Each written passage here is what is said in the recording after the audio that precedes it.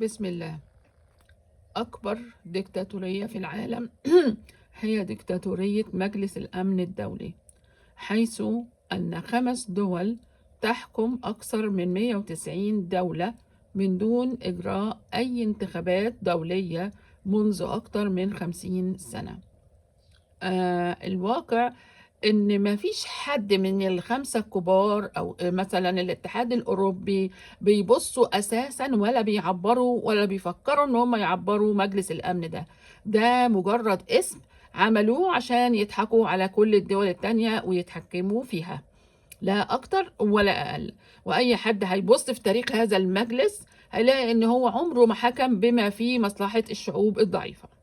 يعني المفروض بقى ان احنا كل دولة تعتمد على نفسها وكده، بس لا بيعتمدوا على نفسهم وماشيين التانيين ال5 الكبار دول ماشيين على سياسة فرق تسد. وهو ده اللي حاصل، في ياخدوا ثروات البلاد وحاجات زي كده وخلصنا على كده وخلاص. الكل بقى متعود يعني دايما، وربنا يحفظنا جميعا.